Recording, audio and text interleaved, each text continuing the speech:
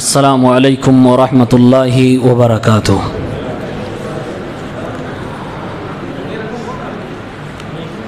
بسم اللہ والحمد للہ والصلاة والسلام علی رسول اللہ واشہد ان لا الہ الا اللہ وحدہ لا شریک لہ واشہد ان محمدا عبدہ ورسولہ۔ اما بعد، اعوذ باللہ من الشیطان الرجیم، بسم اللہ الرحمن الرحیم۔ یا ایہا الذین آمنوا استعینوا بالصبر والصلاۃ ان اللہ مع الصابرین۔ محترم مصلیان، آج ہم سب نے دوسری تراویح پڑھی۔ اللہ عز و جل ہم سب کی عبادتوں کو قبول فرمائے۔ آج کے درس میں دوسرے پارے سے کچھ آیات کا ترجمہ اور مختصر تفسیر آپ کے سامنے رکھی جائیں گی۔ دوسرے پارے کی شروعات ہی میں اللہ رب العالمین نے قبلہ بدلنے کا تذکرہ فرمایا ہے۔ ہمارے نبی صلی اللہ علیہ وسلم ہجرت کر کے جب مدینہ آ گئے، 1 سال 5 مہینے تک مسلمانوں کا قبلہ بیت المقدس ہی رہا، خانہ کعبہ نہیں تھا۔ لیکن ہمارے نبی صلی اللہ علیہ وسلم کی چاہت تھی کہ اللہ تعالیٰ خانہ کعبہ کو قبلہ بنا دے۔ اللہ نے فرمایا قَدْ نَرَى تَقَلُّبَ وَجْهِكَ فِي السَّمَاءِ فَلَنُوَلِّيَنَّكَ قِبْلَةً تَرْضَاهَا فَوَلِّ وَجْهَكَ شَطْرَ الْمَسْجِدِ الْحَرَامِ۔ اے میرے محبوب، اے میرے پیغمبر صلی اللہ علیہ وسلم، ہم آپ کے چہرے الٹنے پلٹنے کو آسمانوں میں دیکھ رہے ہیں۔ اے میرے پیغمبر، آپ کو ایسا قبلہ عطا فرمائیں گے جس سے آپ راضی ہو جائیں گے، خوش ہو جائیں گے، تو اپنا چہرہ بیت المقدس سے ہٹا کر اب خانہ کعبہ مسجد حرام کی طرف کر لیجئے۔ قرآن کا آرڈر آ گیا۔ ہمارے نبی صلی اللہ علیہ وسلم نے قبلہ بدل کر خانہ کعبہ کی طرف چہرہ کر کے نماز پڑھی مسجد نبوی میں۔ صحابہ کرام آپ کے پیچھے نماز پڑھتے ہیں۔ ایک صحابی مسجد نبوی میں نماز پڑھنے کے بعد اپنے محلے کی مسجد میں جاتے ہیں، محلے کے لوگوں کو دیکھتے ہیں کہ ابھی بھی پرانے قبلے کی طرف چہرہ کر کے نماز پڑھ رہے ہیں، کیونکہ ان تک ابھی خبر نہیں پہنچی تھی۔ آواز دیتے ہیں اے نماز پڑھنے والوں، ابھی محمد الرسول اللہ صلی اللہ علیہ وسلم کی امامت میں نماز پڑھ کے آیا ہوں، قبلہ بدل چکا ہے، خانہ کعبہ کی طرف مسلمانوں نے چہرہ کر کے نماز پڑھی ہے۔ صحیح بخاری کی حدیث 399 پر یہ روایت موجود ہے۔ اس ایک آدمی کی خبر دینے پر تمام نمازیوں نے نماز ہی کی حالت میں اپنا قبلہ بدل لیا۔ امام بخاری رحمہ اللہ نے اس روایت سے ایک بہت دقیق استنباط کیا ہے۔ کہا کہ قبلہ بدلنا یہ کوئی معمولی واقعہ نہیں ہے مسلمانوں کے لیے، قبلہ نماز کے لیے شرط ہے، اور کہتے ہیں قبلہ بدل جانا یہ کوئی چھوٹی موٹی بات نہیں تھی، ایک بڑی بات تھی۔ مسلمان پوری دنیا کے جس طرف چہرہ کر کے نماز پڑھ رہے ہوں وہ بدلا جا رہا ہے، ایک بڑا ایشو تھا۔ لیکن ایک آدمی نے آ کر محلے میں خبر دی، سارے لوگوں نے نماز ہی کی حالت میں اپنا قبلہ بدل دیا۔ معلوم یہ ہوا کہ صحابہ کرام اپنے میں سے کسی صحابی کی بات کو پختہ یقین کے ساتھ اعتبار کرتے تھے، بھروسہ کرتے تھے۔ صحابہ کسی صحابی کے اوپر شک نہیں کرتے تھے، بھروسہ کرتے تھے۔ امام بخاری نے استنباط کیا ان لوگوں کو جواب دیتے ہوئے جو کہتے ہیں کہ جب ایک روایت، ایک حدیث کوئی شخص بیان کرے گا تو اس کو ہم نہیں مانیں گے جب تک متواتر نہ ہو جائے، جب تک بہت سارے لوگ اس کو نہ بیان کرنے لگے اس حدیث کو ہم نہیں مانیں گے۔ امام بخاری رحمہ اللہ فرماتے ہیں قبلے سے بڑا مسئلہ نہیں ہو سکتا۔ ایک آدمی کے کہنے پر جب سارے مسجد کے لوگوں نے، صحابہ نے قبلہ اپنا بدل لیا، معلوم یہ ہوا کہ نبی کے زمانے میں صحابہ کرام کے اوپر اتنا بھروسہ تھا کہ ایک آدمی کی روایت کو، خبر واحد کو بھی مقبول کیا جائے گا۔ آگے اللہ رب العالمین نے اس پارے کے اندر فرمایا یا ایھا الذین آمنوا استعینوا بالصبر والصلاۃ ان اللہ مع الصابرین۔ اے ایمان والو، جب بھی تمہیں پریشانی و مصیبت ہو، تمہیں اللہ کی مدد چاہیے تو اپنی نمازوں کے ذریعے سے اللہ سے مدد طلب کرو، اپنے روزوں کے ذریعے سے اللہ رب العالمین سے مدد طلب کرو۔ ان اللہ مع الصابرین، اللہ تعالیٰ صبر کرنے والوں کے ساتھ ہوا کرتا ہے، اس کی مدد ساتھ ہوا کرتی ہے۔ آج دنیا میں ہمیں اور آپ کو طرح طرح کی مصیبتوں نے گھیر رکھا ہے۔ آج ہمارے اوپر جب پریشانی آتی ہے ہمیں مدد کی ضرورت ہوتی ہے، لیکن مسلمانوں نے مدد مانگنے کا طریقہ بدل لیا۔ اللہ تعالیٰ نے فرمایا نماز اور روزے کے ذریعے سے مدد طلب کرو، یعنی جب تمہارے اوپر مصیبت آئے تو یہ دو ایسی چیزیں ہیں جس کے ذریعے سے تم اپنے رب سے کنیکٹ ہو سکتے ہو، اپنے رب سے بات کر سکتے ہو، اپنے رب سے شکایتیں کر سکتے ہو، اپنی دل کی باتیں اپنے اللہ سے کہہ سکتے ہو۔ تو اے مسلمانوں، اپنی نمازوں اور اپنے روزوں کے ذریعے سے، صبر کے ذریعے سے تم اللہ رب العالمین کی مدد کو طلب کرو۔ صبر کسے کہتے ہیں؟ سوال ہے، تراویح پڑھنے میں صبر کی ضرورت ہے کہ نہیں؟ روزہ رکھنے میں صبر کی ضرورت ہے کہ نہیں؟ حج کرنے میں صبر کی ضرورت ہے کہ نہیں؟ نماز پانچوں وقت پابندی کے ساتھ وقت پر پڑھنے میں صبر کی ضرورت ہے کہ نہیں؟ لوگوں کے ساتھ اچھے اخلاق سے پیش آنے میں صبر کی ضرورت ہے کہ نہیں؟ جو آپ کے ساتھ بدتمیزی کر رہا اس کے ساتھ بھی اچھے اخلاق سے پیش آنے میں صبر کی ضرورت ہے کہ نہیں؟ زندگی میں صبر کی ضرورت ہر موڑ پہ ضرورت ہوگی، اس لیے اللہ فرما رہا ہے اے میرے بندو صبر کرنے والوں کے ساتھ میں ہوتا ہوں۔ ابن زید رحمہ اللہ فرماتے ہیں الصبر فی بابین، دو چیپٹر ایسا ہے زندگی کا جس میں انسان کو صبر کرنا چاہیے اگر وہ اللہ کا ساتھ چاہتا ہے۔ نمبر ایک، الصبر للہ بما احب وان ثقل علی الانفس والابدان، اللہ تعالیٰ کی پسندیدہ چیزوں کو کرنے میں انسان کو صبر کرنا چاہیے، چاہے نفس پر جسم پر کتنا ہی بھاری نہ پڑ جائے، لیکن اللہ کو اگر وہ پسند ہے تو آپ کو کرنا چاہیے اور اپنے آپ کو سنبھال کے رکھنا چاہیے، صبر کرنا چاہیے۔ ایک یہ موقع ہے جہاں پر ہمیں صبر کرنا چاہیے، اور اس کی مثالیں آپ دیکھ لیجئے۔ اسلام نے جو بھی آپ کو کرنے کے لیے کہا ہے، دل کہتا ہے نہیں بھاری ہے، دل کہتا ہے نہیں وطر کون پڑھے، تراویح کون پڑھے، روزے کون رکھے، حج کون کرنے جائے، لوگوں کو زکوٰۃ کیوں اپنا مال اپنی کمائی کا میں دوں، یہ سب کے لیے آپ کو کلیجہ چاہیے، جس کو اگر شرعی اصطلاح میں کہوں تو صبر چاہیے۔ اپنی کمائی گاڑی ہے، ہم کیوں زکوٰۃ نکال کے دیں، ہم حج کرنے اتنا پیسہ خرچ کے کیوں جائیں، نماز کیوں اپنا وقت لگا کر پڑھیں۔ اللہ رب العالمین کی تمام تر محبوب چیزوں کو کرنے کے لیے اگر آپ کو صبر کرنے کی ضرورت پڑے تو آپ کو صبر کرنا پڑے گا، چاہے آپ کے دل پر ہمارے بدن پر وہ بھاری پڑے تب بھی آپ کو ڈٹ کے اس کو کرنا ہے۔ اگر ایسا کرتے ہیں تو اللہ رب العالمین آپ کے ساتھ۔ دوسری جگہ الصبر للہ عما کرہ وان نازعت الیہ الاہواء، اللہ رب العالمین جن چیزوں سے نفرت کرتا ہے، جو چیزیں اللہ کو ناپسند ہیں ان چیزوں کو چھوڑ دیجئے، گرچہ وہ چیزیں آپ کو گھسیٹ کر اپنی طرف لے جا رہی ہوں۔ زندگی کے اندر آپ دیکھیں گے دنیا میں لگ بھگ جتنی حرام چیزیں انسان کو اپنی طرف اٹریکٹ کرتی ہیں، کھینچتی ہیں، انسان کا دل اس کی طرف بھاگنا چاہتا ہے۔ کہتے ہیں کہ اگر حرام چیزوں کی طرف آپ کا دل بھاگ رہا ہے، آپ اس کی طرف اٹریکٹ ہو رہے ہو، کشش ہو رہی ہے، اپنے آپ کو روکو۔ ایسے میں آپ کو صبر کرنے کی ضرورت ہے۔ اگر آپ نے اپنے آپ کو روک لیا، گناہوں سے بچا لیا، اپنے آپ پر کنٹرول کر لیا، صبر کر لے گئے تو یاد رکھو ان اللہ مع الصابرین، اللہ تعالیٰ صبر کرنے والوں کے ساتھ۔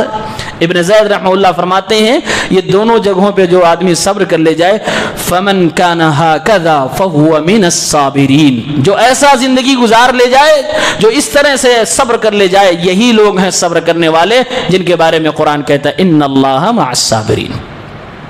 اس کے فوراً بعد قرآن کی آیت ہے وَلَا تَقُولُوا لِمَنْ يُقْتَلُ فِي سَبِيلِ اللَّهِ أَمْوَاتٌ بَلْ أَحْيَاءٌ وَلَكِنْ لَا تَشْعُرُونَ،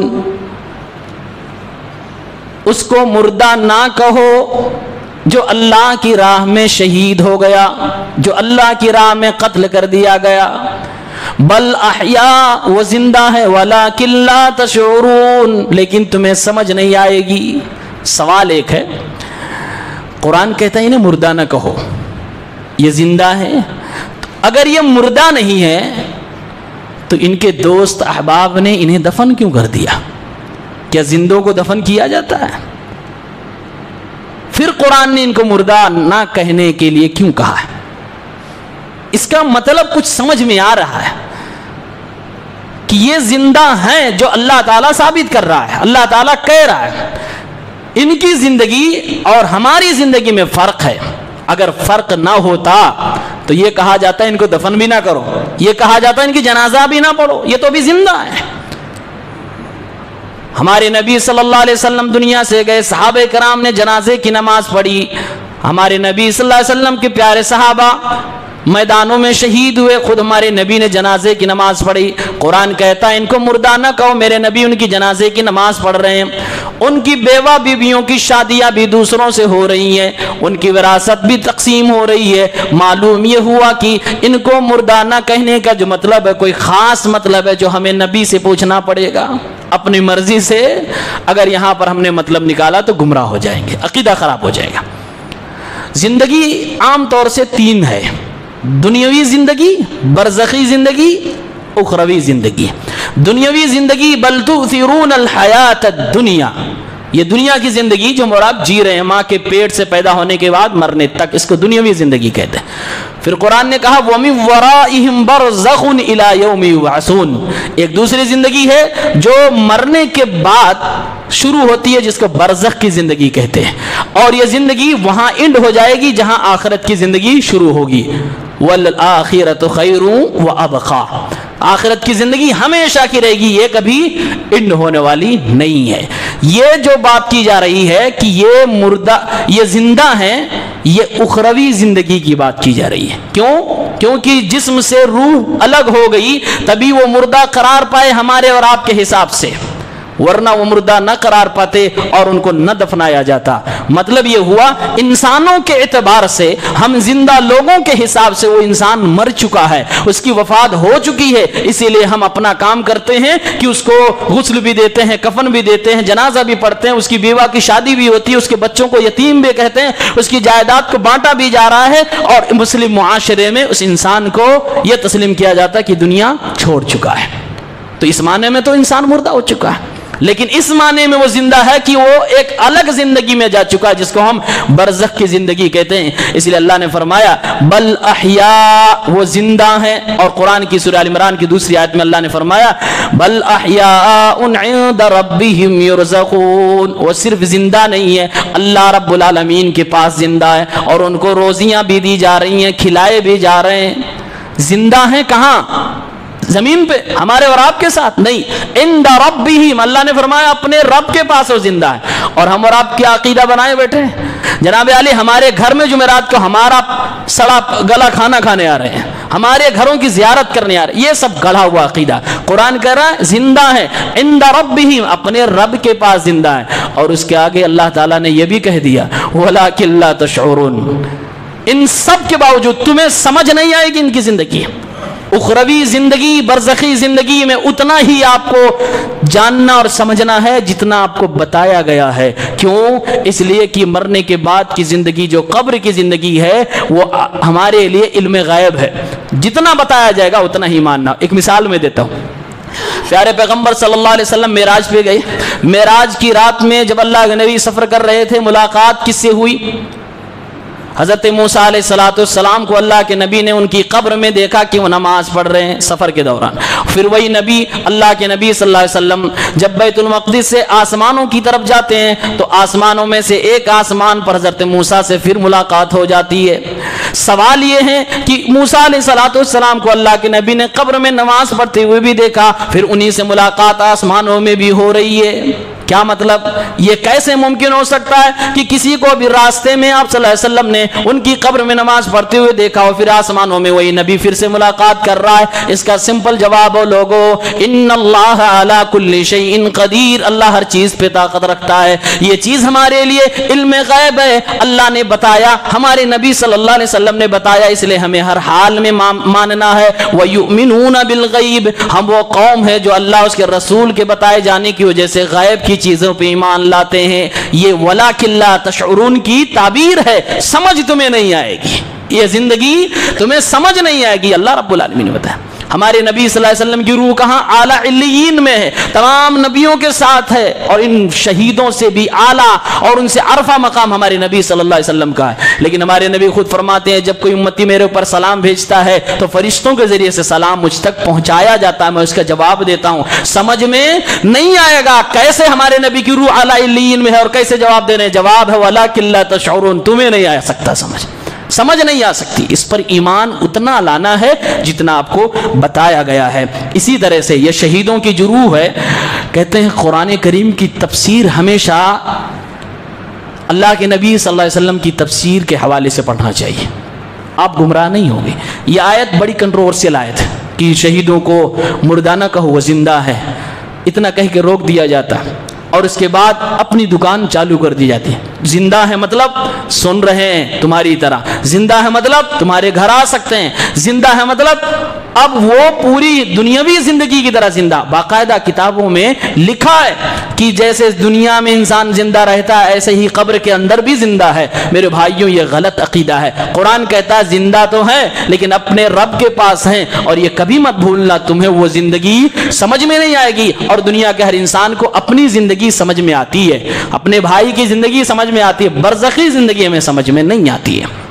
ان شہیدوں کے بارے میں صحیح مسلم کے اندر کتاب الامارہ میں حدیث ہے 1887 میں حضرت مسروق کہتے تابعی کہ ہم نے اس آیت کی تلاوت کی اور عبداللہ ابن مسعود رضی اللہ تعالیٰ عنہ سے اس آیت کے بارے میں پوچھا کیا مطلب اس آیت کا، یہ شہید زندہ ہے، کیا مطلب اس آیت کا. عبداللہ ابن مسعود فرماتے ہیں ہم نے بھی اس آیت کے بارے میں اپنے نبی سے پوچھا تھا. دیکھو میرے نبی کیا بیان فرمانے، اتنا ماننا ہے. ہم نے بھی اس آیت کے بارے میں اپنے نبی سے پوچھا تھا. ہمارے نبی نے فرمایا تھا ارواحہم فی جوف طیر خضر لہا قنادیل معلقۃ بالعرش، ان شہیدوں کی روحیں سبز پرندوں کی سینوں میں ہے، اور یہ سبز پرندے اللہ رب العالمین کی جنتوں میں ہیں، گھوم رہے ہیں، وہاں کھا رہے ہیں، پی رہے ہیں. قرآن نے جو کہا عند ربہم یرزقون، اللہ کے نبی اس کی تفسیر فرما رہے ہیں سبز پرندوں کے سینوں میں یہ شہیدوں کی روح ہیں، یہ جنت کے اندر سیر کر رہی ہیں. اللہ رب العالمین ان روحوں سے پوچھتا ہے کہ اے روحوں بتاؤ کہ تمہیں کیا چاہیے. یہ روح کہتی ہیں اے اللہ رب العالمین اتنا سب کچھ مل گیا، اب مجھے کچھ اور نہیں چاہیے. بار بار جب اللہ رب العالمین ان سے کہتا تو کہتے ہیں اے اللہ نريد ان ترد ارواحنا فی اجسادنا حتى نقتل فی سبیلک مرۃ اخرى. اے اللہ رب العالمین اگر تو مجھ سے ہماری خواہش ہی پوچھ رہا ہے تو اے اللہ ہماری تمنا و آرزو یہ ہے، ہمارا ارادہ یہ ہے کہ جیسے دنیا میں ہم زندہ تھے ایسے دوبارہ ہمیں زندہ فرما دے، ہمارے جسم کے اندر ہماری روحیں ایسے لوٹا دے جیسے دنیا میں ہم زندہ رہا کرتے تھے. اے اللہ دوبارہ تیرے لیے ہم مرنا چاہتے ہیں، دوبارہ تیرے لیے لڑنا چاہتے، تیرے راستے میں مرنا چاہتے ہیں. اللہ رب العالمین سے جب یہ لوگ سوال کریں گے تو اللہ رب العالمین سے یہ روحیں ایسی ایسی بات کریں گی. یہ اللہ کے نبی صلی اللہ علیہ وسلم نے تفسیر کی ہے. اس سے کیا مطلب آپ کو سمجھ میں آیا؟ وہ دنیا میں ہے. یہ صحیح مسلم کے اندر اس آیت کی تفسیر کی گئی ہے. لہٰذا یہ جو شہیدوں کی روحیں ہیں یہ حقیقی برزخی زندگی ہے جس کا شعور اہل دنیا کو نہیں ہے. اس لیے ہمیں اور آپ کو اس میں اوٹ پٹانگ عقیدے کی طرف نہیں جانا ہے، بلکہ جتنا بتایا گیا اتنا ہی ہمیں اور آپ کو اس میں تسلیم کرنا، ماننا ہے. اللہ رب العالمین نے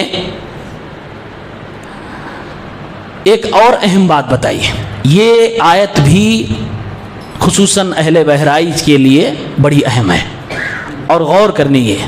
اللہ نے فرمایا وَمِنَ النَّاسِ مَن يَتَّخِذُ مِن دُونِ اللَّهِ أَندَادًا يُحِبُّونَهُمْ كَحُبِّ اللَّهِ، لوگوں میں کچھ ایسے لوگ بھی ہیں جو اللہ رب العالمین کے ساتھ میں یا اللہ کو چھوڑ کر دوسروں کو پیدا کر لیے، دوسروں کو اپنا معبود بنا لیے ہیں. یحبونہم کحب اللہ، ان سے ایسے ہی محبت کرتے ہیں جیسے اللہ رب العالمین سے محبت کرتے ہیں. یہ کس کی بات ہو رہی ہے؟ مشرکین کی. یہ ود سعا یغوث لاؤق اس زمانے کے نیک اور بزرگ ولیوں سے ایسے محبت کرتے تھے جیسے اللہ سے محبت کرتے تھے. یہ ان کی بات ہو رہی ہے.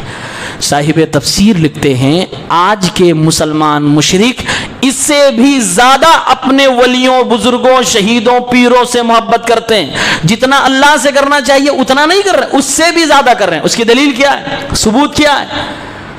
پرانے جو مشرک تھے، مکہ کے مشرک، جن کے گردنوں پہ میرے نبی کی تلوار چلی تھی، جن کو ہمارے نبی نے میدان میں للکارا تھا، ان مشرکوں کی حالت یہ تھی کہ خوشی خوشی میں وہ بتوں کے سامنے ہر دم پڑے رہتے تھے، لیکن جب مصیبت میں پھنستے تھے، سمندر کی لہروں کے سامنے آتے تھے، تو کہتے اللہ تو ہی بچا سکتا ہے، تیرے علاوہ کوئی نہیں بچا سکتا۔ یہ مشرکین مکہ کا عقیدہ تھا۔ اور آج کا مسلمان کیا کرتا ہے؟ خوشیوں میں بھی انہی لوگوں کے دربار پہ، اور غمی آ جائے تو روزانہ 1-2 دن نہیں، 7-7 دن، 10-10 دن، 15-15 دن کے لیے ڈیرا اسی شرک کے اڈے پہ ڈال رہا ہے۔ معلوم ہوا کہ اس زمانے کے جو مشرکین تھے، کم سے کم مصیبت کے وقت میں وہ اللہ کو یاد کرتے تھے۔ آج کے مسلمان جو مشرک ہیں، یہ خوشی میں بھی تو اللہ کو یاد کرتے نہیں، غمی میں بھی اللہ کو نہیں یاد کرتے۔ آج کا مسلمان مشرک جب مصیبت میں پھنستا ہے تو اس کی زبان سے اللہ کا نام نہیں آتا، بلکہ کہتا ہے یا غوث المدد، نعوذ باللہ۔ کیا معلوم ہوا؟ یہ ان ولیوں سے، اللہ سے کہیں زیادہ محبت کر رہے ہیں، اور یہ شرک فی المحبہ، محبت میں بھی شرک ہوتا ہے۔ اللہ رب العالمین ہماری اور آپ کی محبت کا سب سے زیادہ حقدار ہے۔ اگر ہم نے اللہ کے برابر کسی سے محبت کی تو ہم نے شرک فی المحبت کیا، اور اگر اللہ رب العالمین سے زیادہ کسی سے محبت کر لی تو پھر اس میں کوئی سوال ہی نہیں کہ یہ شرک ہے کہ نہیں ہے۔ اللہ نے فرمایا یحبونہم کحب اللہ، یہ لوگ ایسے ان سے محبت کرتے ہیں جیسے اللہ سے کرتے ہیں۔ اور یہ چیز اپنی مارکیٹ میں ہے۔ اللہ کے خلاف اگر کوئی بولے تو آج کے ان مشرک مسلمانوں کا رونگٹے نہیں کھڑے ہوتے، وہ کبھی کوئی فرق نہیں پڑ رہا ہے، لیکن اگر کوئی ان کے ولیوں کے خلاف بول دے، گردن اتار لیں گے آپ کی، آپ کو کافر قرار دے دیں گے۔ یہ سب ثبوت ہے کہ ان کی نگاہ میں اللہ رب العالمین اہم نہیں، ان کے پیر مرید، ان کے یہ سب کچھ اہم ہے جو قرآن کریم نے پہلے بتا دیا ہے۔ اور اللہ نے فرمایا مسلمان جو اصلی ہیں وہ کیا ہے؟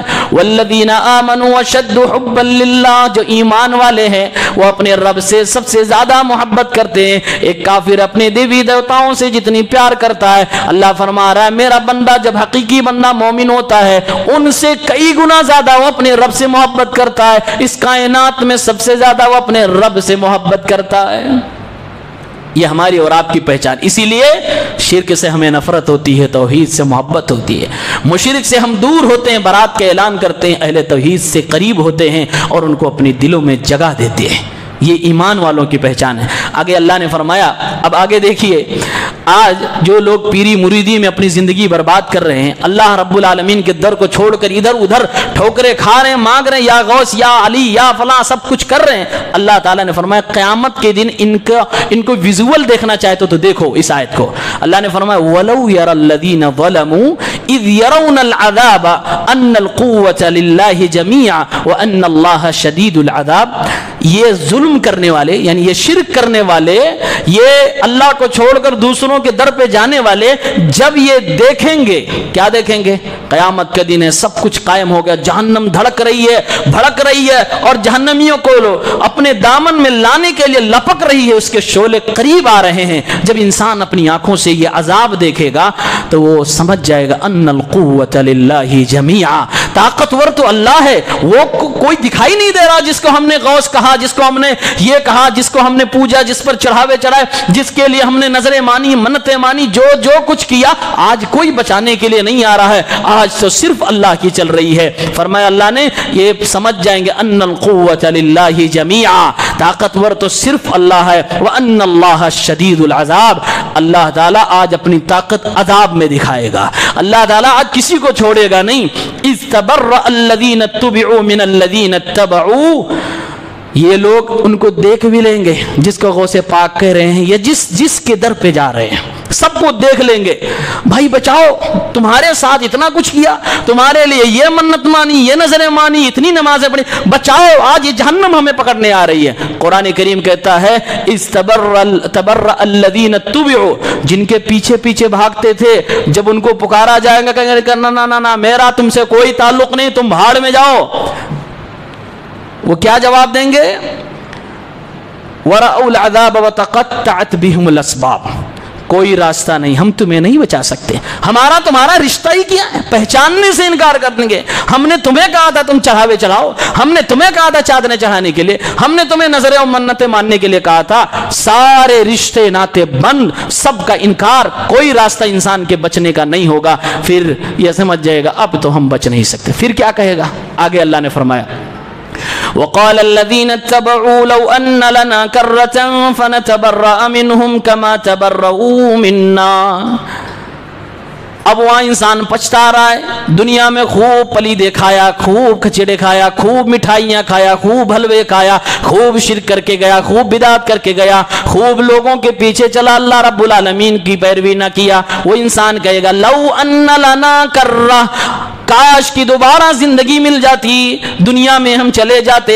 آج جن کو ہم نے مدد کے لیے پکارا منع کر دیا, منہ پہ تھوک کے چلے گئے. فنتبرأ منہم کما تبرؤوا منا, تو دنیا میں جانے کے بعد ہم ان کی ایک نہ کرتے. ہزاروں چادریں چڑھائی تھی, ایک چادر بھی ان کے اوپر ہم نہ چڑھاتے. خالص توحید والا عمل کرتے اور شرک سے بیزار ہو جاتے, شرک کرنے والوں سے دوری اختیار کرتے. کذالک یریہم اللہ اعمالہم حسرات علیہم, یہ صرف دل کی تمنا ہوگی, دوبارہ زندگی ملنے والی نہیں. قرآن کریم فرماتا اللہ رب العالمین مزید زخم پہ نمک چھڑکنے کے لیے اپنے فرشتوں سے کہے گا ان ظالموں کو جنت میں جو ان کی جگہ بنائی گئی تھی ذرا دیدار تو کراؤ. یہ جنت کی طرف نظریں اٹھا کر دیکھیں گے, بتایا جائے گا یہ جنت کا منزلہ, یہ محل جو یہ تمہارے لیے بنایا گیا تھا, یہ منزل, یہ جگہ تمہارے لیے ریزرو کی گئی تھی. اگر تم موحد بن کے آتے, اگر تم شرک نہ کر کے آتے, تمہیں یہ دیا جاتا. اللہ تعالیٰ یہ اس لیے دکھلائے گا تاکہ ظالموں اور افسوس کرو اور پریشان ہو جاؤ, دل کی دنیا اجڑ جائے. انسان اتنا غصہ ہو جائے گا کہ انسان اپنے ہی ہاتھوں سے اپنے ہی جسم کے گوشت پوش کو نوچنے لگے گا. پھر ہائے افسوس کے علاوہ کچھ نہیں ہوگا. اللہ فرماتا ہے اسی طرح سے ان کے افسوسناک مرحلے کو ان کو ہم دکھائیں گے. ان کے اعمال جس پہ یہ خوب زیادہ شرمندہ ہوں گے سب کچھ دکھایا جائے گا. جہنم میں ڈال دیے جائیں گے, روتے پیٹتے رہیں گے. وما ہم بخارجین من النار, ایسے مشرک کبھی بھی جہنم سے نہیں نکالے جائیں گے ہمیشہ ہمیش کے لیے. بات سمجھ آئی؟ بابا گیری اور اللہ رب العالمین کی توحید میں بڑا فرق ہے. یہ آیت انسان کے ذہن و دماغ کو کھولنے کے لیے کافی ہے. آگے اللہ رب العالمین نے کچھ سوالات جو نبی سے کیے جاتے تھے اس کے جوابات دیے اور کہا ہے نبی آپ یہ جواب دیجئے. یسألونک عن الاہلہ, اے نبی صلی اللہ علیہ وسلم لوگ آپ سے چاند کے بارے میں سوال کرتے ہیں. چاند, یہی چاند جس کو دیکھ کے روزہ رکھا جاتا ہے, جس کو دیکھ کے عید منائی جاتی ہے. اللہ نے فرمایا قل ہی مواقیت للناس والحج, جواب دے دیجئے یہ چاند لوگوں کو ٹائم بتانے کے لیے بنایا گیا, لوگوں کو حج کا موسم بتانے کے لیے بنایا گیا. قرآن کریم نے چاند اور ستاروں کو بنانے کا 3 مقصد بتایا ہے. ایک, اس کے ذریعے سے ٹائم پتہ چلتا ہے. نمبر 2, ستاروں کے ذریعے سے شیطان کو مارا جاتا ہے, رجوم للشیاطین. نمبر 3, پہلے زمانے میں جب کوئی دائیں بائیں کسی کو پتہ نہ چلتا تھا تو ان ستاروں کے ذریعے سے راستہ بھی معلوم کر لیتے تھے, گویا میپ کا کام بھی ستارہ کرتا تھا. یہ تینوں چیزیں قرآن کریم میں اللہ نے بیان کیا ہے. قل ہی مواقیت للناس والحج, چاند کو ہم نے لوگوں کے ٹائم بتانے کے لیے, چاند دیکھ کر لوگ روزہ رکھ رہے ہیں, چاند دیکھ کر عید منائی جا رہی ہے, میرے نبی کا حکم بھی ہے. چاند دیکھ کر لوگ حج کے موسم کے لیے سفر بھی کر رہے ہیں, حج بھی کیا جا رہا, عمرے بھی کیا جا رہے ہیں. اسی لیے آج کچھ نہ سمجھ لوگوں نے چاند مسلمانوں کا بنا دیا اور سورج غیر مسلموں کو بنا دیا, جبکہ یہ سب کچھ اللہ رب العالمین نے بنایا ہے. اور کائنات میں کوئی ایسی مخلوق نہیں ہے انسانوں اور جناتوں کے علاوہ جو ہمارے لیے نہ بنائی گئی ہو. ہم سب اللہ کی عبادت کے لیے بنائے گئے ہیں اور کائنات کا ذرہ ذرہ ہمارے لیے بنایا گیا ہے. اللہ تعالیٰ نے قرآن کریم میں کہا ہے. دوسرا سوال ہے وَيَسْأَلُونَكَ عَنِ الْخَمْرِ وَالْمَيْسِرِ, اے نبی آپ سے لوگ شراب کے بارے میں, جوئے کے بارے میں پوچھتے ہیں, تو آپ کہیے قُلْ فِيهِمَا اسْمٌ كَبِيرٌ, کہہ دیجئے ان دونوں کے درمیان یعنی جوئے میں شراب میں بہت زیادہ گناہ ہے، ومنافع للناس اور لوگوں کے لیے کچھ دنیاوی فائدہ بھی ہے، واثمهما اکبر من نفعهما لیکن گناہ کا پلڑا زیادہ بھاری ہے، نفع تو نام کا ہے، گناہ دین کے اعتبار سے ہے اور نفع تھوڑا سا دنیاوی اعتبار سے۔ شراب پی کے لوگ کہتے ہیں بھائی قوت واہ میں طاقت ہو جاتی ہے، جسم میں پھرتی آ جاتی ہے، آدمی کی تھکن ختم ہو جاتی ہے، یہ سب لمیٹڈ اور وقتی طور کا فائدہ ہے، لیکن گناہ کیا ہے؟ گناہ اتنا بڑا ہے کہ میرے نبی فرماتے ہیں 40 کوڑے مارو سارا نشہ اتر جائے، اتنا بڑا گناہ ہے۔ اور جوئے سے آدمی جیت گیا تو واہ واہ واہ واہ ہم نے یہ جیتا، اور جو ہار گیا وہ اس کا کیا ہوا؟ ایسے لوگوں کو بھی ہم نے دیکھا جوئے میں اپنی بیوی تک ہار گئے، بیوی ہار گئے بھائی، بیوی کو داؤں پہ لگایا تھا، ہار گئے۔ جوا حرام ہے، قرآن نے شراب اور جوئے کو ایک ساتھ بیان کیا، دونوں کو حرام قرار دیا ہے۔ انما الخمر والمیسر والانصاب والازلام رجس من عمل الشیطان، اللہ نے فرمایا شیطان کی گندگی ہے، فاجتنبوہ، مسلمان جو ہوگا اس کے قریب نہیں جائے گا، بچو۔ اللہ نے فرمایا آخر میں فہل انتم منتہون، سمجھا دیا اس میں نشہ، اس سے دماغ خراب ہوگا، عقل خراب ہوگی، اس سے مال نقصان ہوگا، جوئے باز بنو گے، گھر بار بیچ ڈالو گے، اولاد کی کوئی فکر نہ ہوگی۔ سب کچھ بتانے کے بعد فہل انتم منتہون، باز آؤ گے، چھوڑ پاؤ گے؟ یہ اللہ کا سوال ہے۔ جب اللہ نے یہ کہا، قرآن کی آیت میں حضرت عمر کے بارے میں آتا ہے، حضرت عمر کہتے ہیں انتہینا یا ربنا، اور بہت سارے صحابہ نے کہا اللہ کیوں نہیں چھوڑیں گے، آج سے ہی ان سب چیزوں کو لات مارتے ہیں اور ان چیزوں کے قریب نہ جائیں گے۔ وہ مسلمان ہوا کرتے تھے، آج ہم نہ شراب چھوڑ پا رہے، نشہ کی چیزیں چھوڑ پا رہے، اور جوا تو طرح طرح، سود تو طرح طرح ہمارے مال و دولت میں آیا ہوا ہے۔ اگلا سوال ہے وَيَسْأَلُونَكَ مَاذَا يُنْفِقُونَ، اے نبی آپ سے لوگ پوچھتے ہیں کیا خرچ کریں، فرمایا قُلِ الْعَفْوَ، ان سے کہہ دو تمہاری اپنی اہل و عیال اور اپنی ضرورت کے علاوہ جو بچ جائے اس کو خرچ کر ڈالو۔ اللہ نے حکم دیا تمہاری اپنی جو ضرورت ہے، بال بچوں کی، تمہارے زیر کفالت جو لوگ ہیں، ان لوگوں کے اوپر خرچ کرنے کے بعد جو بچے اس کو خرچ کرو، یہ افضل ہے، یہ ضروری نہیں ہے۔ آدمی چاہے تو خرچ کر سکتا ہے اور اگر نہیں چاہے تو اس کو گناہ نہیں ملے گا۔ اللہ کی راہ میں خرچ کرنے کے تعلق سے دو قاعدے دماغ میں رکھیں۔ نمبر 1، ہمیشہ جب آپ کو خرچ کرنے کی باری آئے اور آپ سوچیں کہ لاؤ کچھ کرتے ہیں، تو جو آپ کی زیر کفالت ہے، جو آپ کی نگرانی اور ذمہ داری میں لوگ ہیں، چاہے وہ آپ کی اپنی اولاد ہو یا آپ کے بھائی کی اولاد ہو، ماں باپ ہوں، بہن ہو، جو بھی ہوں، چاہے آپ متولی ہیں تو آپ کے امام صاحب، مؤذن صاحب، جو بھی آپ کی کفالت میں ہیں، ان کو مقدم کیجئے، پہلے ان کے اوپر خرچ کیجئے، سب سے پہلے ان پر خرچ کیجئے، ان سے اگر بچ جائے تو پھر دوسروں طرف آپ لے جائیے، پہلا قاعدہ۔ دوسرا قاعدہ ہے خرچ کرنے میں ہمیشہ اعتدال سے کام لیجئے، ایسا نہ ہو کہ جوش میں آئے پر پورا بینک ہی خالی کر ڈالا، پوری جائیداد ہی دوسروں کو دے ڈالی اور اپنے خود کے بچے روڈ پہ چلے گئے۔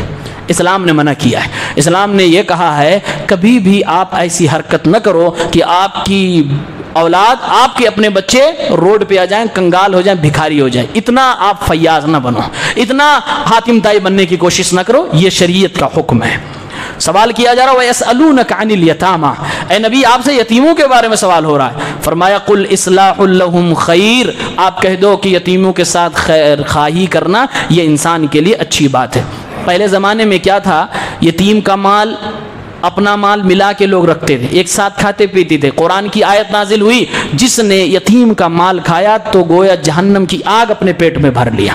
جب یہ آیت نازل ہو گئی لوگ ڈر گئے، اتنا ڈرے بولے یہ یتیم کا کھانا ہے تو اس کا پلیٹ الگ، میرا الگ رہے گا، جبکہ عرب کا کلچر تھا ایک ساتھ کھانے کا، اس کو الگ کر دیا، اپنا الگ کر دیا، اس کے مال کو الگ، اپنا مال الگ، ایک ساتھ ملا کر تجارت نہیں ہوگی۔ یہاں تک لکھا ہے علماء نے کہ یتیم کے کھانے کو الگ کر دیتے تھے، یتیم کو جو ضرورت ہوتی کھاتا، جو بچ جاتا سڑ جاتا، لیکن وہ مالک کبھی ہاتھ نہیں لگاتا تھا کہ قرآن کی آیت نازل ہو گئی جو یتیم کا کھائے گا وہ جہنم کا انگارہ اپنے پیٹ میں ڈالے گا۔ اللہ نے فرمایا یہ غلو نہ کرو، اس کا جواب اللہ نے دیا، فرمایا وَإِن تُخَالِطُوهُمْ فَإِخْوَانُكُمْ فِي الدِّينِ، ایمان کے ساتھ، ایمانداری کے ساتھ اگر یتیم بچے کا مال تم اپنے بزنس میں ملا رہے ہو، اپنے مال میں ملا کر کاروبار کر رہے ہو، جو نفع ہو ایمانداری کے ساتھ اس کو دے رہے ہو تو کوئی حرج کی بات نہیں. فَإِخْوَانُكُمْ فِي الدِّينِ، وہ تمہارے ہی بھائی ہیں. اگر بےمانی نہیں کر رہے ہو، ایمانداری سے کھا رہے تو ایک ساتھ کھا بھی سکتے ہو، کوئی حرج کی بات نہیں. اتنی زیادہ شدت برتنے کی ضرورت نہیں. پھر سوال ہو رہا ہے يَسْأَلُونَكَ عَنِ الْمَحِيضِ، اے نبی صلی اللہ علیہ وسلم آپ سے لوگ حیض کے تعلق سے سوال کرتے ہیں. جو عورتوں کو ماہواری آتی ہے، یہودیوں نے اس زمانے میں یہ گند مچا رکھی تھی، جب عورتیں اس پیریڈ میں آ جاتی تھی تو ان کو چولہے سے دور، ان کو اپنے آپ سے دور، ایک دم اچھوت بنا رکھا تھا. اسلام آیا، اسلام نے عورتوں کو عزت دی.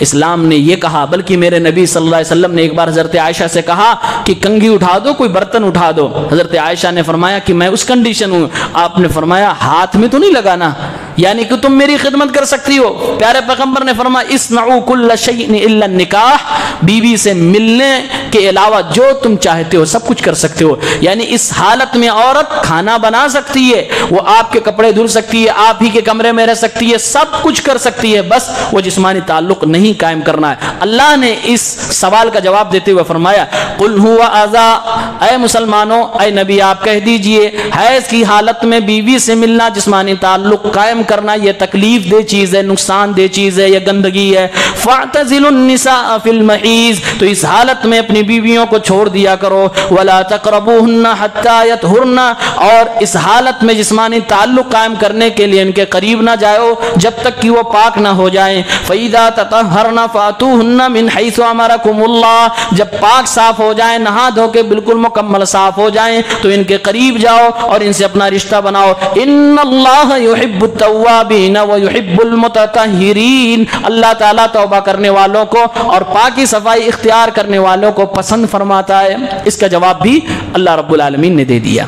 پھر اللہ رب العالمین نے دو تین عورتوں کے تعلق سے، شادی بیاہ کے تعلق سے مسئلے بتائے. ایک یہ کچھ لوگ آج اپنی بیویوں کو ڈراتے ہوئے کہہ دیتے ہیں جا اب آج سے تمہارے پاس نہیں آ سکتی، اپنے گھر چلی جا، میں آج کے بعد سے تجھ سے نہیں ملوں گا، اور قسم بھی کھا لیتے ہیں. تو اس کو شریعت کی اصطلاح میں ایلا کہا جاتا ہے. اگر کسی نے قسم کھا لی کہ آج کے بعد سے اپنی بیوی کے قریب نہیں جاؤں گا 1 مہینے تک، اور 15 دن کے بعد پھر منہ اٹھا کے چلا گیا، اسلام کہتا ہے کہ پہلے کفارہ دو، قسم کھا، اس کے بعد جاؤ. کیوں قسم کھائی؟ قسم کھانا بیوی سے رشتہ بنانا، اور اس کا رشتہ کوئی مذاق نہیں ہے، سیریس رشتہ ہے، اس میں انسان کو سیریس رہنا چاہیے. اس کی تفصیل بیان کی. اس کے بعد اللہ تعالیٰ نے طلاق کے میٹر کو بتایا. یہ بھی ایک حساس مسئلہ ہے مسلمانوں، سنو. قرآن کریم نے کہا الطلاق مرتان، طلاق 2 مرتبہ ایسی ہوتی ہے کہ جس میں مرد کو واپسی کی چانس ہے، رجوع کر سکتا ہے. طلاق دینے کے بعد غلطی کا احساس ہو، چاہتا کہ اپنی بیوی کے ساتھ میں رہوں. اللہ نے فرمایا الطلاق مرتان، طلاق 2 مرتبہ ہے. مفسرین اس کی تفسیر کرتے ہوئے فرماتے ہیں یعنی 2 طلاق، پہلی اور دوسری ایسی طلاق ہوتی ہے جس میں انسان رجوع کر سکتا ہے، واپس سے میاں بیوی بن سکتے ہیں. اب اگر عدت کے درمیان رجوع کرے تو نکاح کرنے کی ضرورت نہیں پڑتی، لیکن 3 مہینے کے بعد اگر واپسی کرنا چاہتا ہے تو صرف نیا نکاح کر لے، نئی مہر دے دے، پھر سے وہ اپنی بیوی کے ساتھ رہ سکتا ہے. یہ پہلے اور دوسرے طلاق کی بات کی جا رہی ہے، کیونکہ اللہ نے کہا یہ 2 طلاق ایسا ہے جس میں واپسی ہوتی ہے. فَإِمْسَاكُمْ بِمَعْرُوفٍ أَوْ تَسْرِيحٌ بِإِحْسَانٍ، ان دونوں طلاق کے بعد انسان چاہے تو اچھے سے اپنی بیوی کے ساتھ پہلے جیسے رہنے لگے، یا پھر عزت و آبرو کے ساتھ، عمدگی کے ساتھ اس کو مکمل طور سے الگ کر دے. پھر آگے اللہ نے فرمایا فَإِن طَلَّقَهَا فَلَا تَحِلُّ لَهُ مِن بَعْدُ حَتَّى تَنكِحَ زَوْجًا غَيْرَهُ. تیسری بار اگر انسان طلاق دے دے، پھر تیسری بات واپسی کا کوئی چانس نہیں، تیسرے کے بعد واپسی کا کوئی چانس نہیں. فلا تحل له من بعد، اس کے بعد اس کے لیے وہ عورت حلال نہیں ہوگی. حتی تنکح زوجا غیرہ، یہاں تک کہ وہ اپنے شوہر کو جو جس نے طلاق دیا ہے اس کے علاوہ کسی دوسرے مرد سے جیسے نکاح ہوتا ہے ویسے کر لے. یہ جو حلالہ والا کانسیپٹ چل رہا ہے، اسی آیت کو لوگوں نے دلیل بنایا ہوا، غلط اس کا معنی پہنایا. اللہ نے کہا دوسرے مرد سے شادی کرے، لیکن یہ نہیں کہا کہ 1 رات کے لیے کرے، یہ نہیں کہا کہ بس وہ پرانے والے کے پاس واپس جانے کے لیے کرے، اس نیت سے کرے نہیں. طلاق دینے کی نیت سے کرے، بھائی صبح طلاق دینا، اس نیت سے نہیں. جیسے نارمل شادی ہوتی ہے ویسے کرے، اس کے پاس رہے. اس کے بعد کچھ زمانہ گزر گیا، اللہ فرما رہا فَإِن طَلَّقَهَا، اب اس نے بھی طلاق دے دی. کوئی وجہ رہی ہوگی. فلا جناح علیہما ان یتراجعا. اب اس بیوی اور وہ پہلا شوہر جس نے طلاق دی تھی وہ دونوں ملنا چاہیں تو واپس مل سکتے ہیں. یہ ہے شریعت میں جس کو اللہ نے واپسی کا چانس دیا. تیسرے کے بعد یہی ایک راستہ ہے, اس کے علاوہ کوئی راستہ نہیں. مارکیٹ میں اس آیت کا غلط معنی پہنایا گیا اور کہا بھائی چلو ایک رات کے لیے حلالہ کے لیے کسی سے نکاح کرواؤ, صبح طلاق دے دو. یہ حرام ہے, استغفر اللہ. تو یہ حرام ہے, یہ اس آیت کا مطلب نہیں ہے. جب ہم قرآن کریم کی آیتوں کا مطلب اللہ کے نبی صلی اللہ علیہ وسلم کی احادیث کی روشنی میں صحابہ کے منہج سے پڑھتے اور سمجھتے ہیں تو ہمارے سامنے صحیح اور واضح چیز آتی ہے. آگے اللہ نے فرمایا کہ ایک بچے کا حق یہ ہے کہ وہ 2 سال اپنی ماں کا دودھ پیے, زیادہ سے زیادہ 2 سے کم بھی ماں پلا سکتی ہے. اور یہ بھی اللہ تعالیٰ نے ایک اہم بات بتا رہا ہوں, آپ ہم سب مرد ہیں, شادیاں ہوں گی یا ہو چکی ہوں گی, بچے والے ہوں گے یا بنیں گے. اگر بیوی آپ کی آپ سے یہ کہے کہ میں آپ کے بچے کو دودھ پلانے کے لیے کچھ پیمنٹ چاہتی ہوں, یہ اس کا حق ہے, یہ اس کا حق ہے, آپ کو دینا ہوگا. قرآن کریم خاص طور سے یہ میٹر ذکر کیا گیا کہ جب پہلے طلاق ہو جاتی تھی, طلاق کے بعد پتہ لگا چھوٹا سا بچہ ہے, اب وہ شوہر کہہ رہا کہ تم اس کی ماں ہو, چلو دودھ پلاؤ. بھی طلاق کیوں دیا پھر؟ وہ عورت کہہ رہی میں نہیں پلاؤں گی, مجھے پیمنٹ کرو. اللہ رب العالمین نے فرمایا فَإِنْ أَرْضَعْنَ لَكُمْ فَآتُوهُنَّ أُجُورَهُنَّ. اگر طلاق تم دے چکے ہو, تمہارا بچہ ہے, تمہاری ذمہ داری ہے اس کی پرورش کرنا, اس کے باوجود اگر تمہاری وہ مطلقہ بیوی پلا رہی ہے دودھ اور تم سے مانگ رہی ہے تو دو. فآتوہن اجورہن, ان کی اجرت دو. اور یہ صرف مطلقہ بیوی کے لیے نہیں, اپنی بیوی جو آپ کی ہے جس کو آپ نے طلاق ولاق نہیں دیا, اگر وہ چاہتی ہے آپ سے اس پر کچھ معاوضہ چاہتی ہے, وہ ماں ہونے کے ناطے پلا دے فری میں, تو اللہ کی قسم اس بیوی کا احسان ہے اپنے شوہر پر, احسان ہے. اور یہ احسان اس وقت سمجھ میں آتا ہے جب بیوی کو دودھ نہ ہو, خرید کے پلانا پڑتا ہو. ذمہ داری کس پہ آتی ہے؟ شوہر پہ آتی ہے. قرآن نے اتنی اجازت دی ہے, اگر وہ چاہے تو مانگ سکتی ہے, لیکن اللہ نے یہ بھی لمٹ لگا دیا کہ عورتیں اس کا فائدہ اٹھا کر ایسا نہ ہو 10-20 تولے مانگنے لگے. ہاں, اللہ تعالیٰ نے کہا ہے لا تضار والدۃ بولدها ولا مولود له بولده. نہ تو ماں کو تکلیف دی جائے نہ تو باپ کو تکلیف دی جائے. ماں کو تکلیف کیسے نہ دی جائے؟ یعنی کہ بچے کو اس سے چھینا نہ جائے, چھین لیا جائے گا, ماں کی ممتا تڑپ اٹھے گی, تکلیف ہوگی. یا پھر زبردستی اس کو فری میں پلانے کے لیے مجبور نہ کیا جائے, دونوں باتیں. اور باپ کو تکلیف کیسے نہ دی جائے؟ کہا گیا کہ باپ یہ نہ کہے کہ نہیں میں ایک پیسہ نہیں دوں گا, پلانا ہو پلاؤ, نہیں تو پھر تم جانو, تمہاری ممتا جانے. اور یہ بھی نہ ہو کہ عورت اس کی حیثیت سے زیادہ اس سے مطالبہ کر لیں. پتہ لگا بیچارہ غریب آدمی ہے, 20-30 ہزار روپے کماتا ہے, بولی کہ آپ کے بچے کو دودھ اس وقت پلاؤں گی جب آپ مجھے ایک نیکلس یا کوئی زیور بنوا کے دیں. اب وہ کہاں سے لائے گا, بچے کو بھوکا رکھے. تو اتنا نہیں, قرآن نے اللہ رب العالمین نے فرمایا لِيُنْفِقْ ذُو سَعَةٍ مِّن سَعَتِهِ, انسان اپنی حیثیت کے حساب سے خرچ کرے اور عورت کو اپنے شوہر کی حیثیت کے حساب سے مطالبہ کر لینا چاہیے. آخری چیز اللہ رب العالمین نے فرمایا کہ اگر کوئی عورت اس کا شوہر انتقال ہو جائے تو اس عورت کو 4 مہینہ 10 دن تک عدت گزارنی ہوگی. والذین یتوفون منکم ویذرون ازواجا یتربصن بانفسہن 4 اشہر و10. 4 مہینہ 10 دن تک اس عورت کو عدت گزارنی ہوگی. زمانے جاہلیت میں سال بھر تک عورت کو پجڑے میں بند رہنا پڑتا تھا اگر شوہر کا انتقال ہو جائے. اسلام نے کہا نہیں, سال بھر نہیں, 4 مہینہ 10 دن. کیوں؟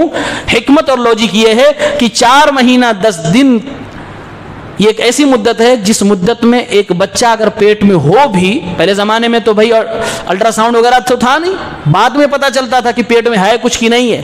تو کہا اگر کچھ ہوگا بھی تو 4 مہینے 10 دن میں ایک دم واضح کلیئر پتہ چل جائے گا اس عورت کے پیٹ میں کچھ ہے کہ نہیں ہے, روح بھی پڑ جائے گی. اللہ تعالیٰ نے 4 مہینہ 10 دن کی مدت رکھی. اسی لیے اسلام نے کہا اگر وہ عورت پریگننٹ بھی ہے اور اس کے شوہر کا انتقال ہو جائے تو یہ 4 مہینہ 10 دن نہیں رہے گی.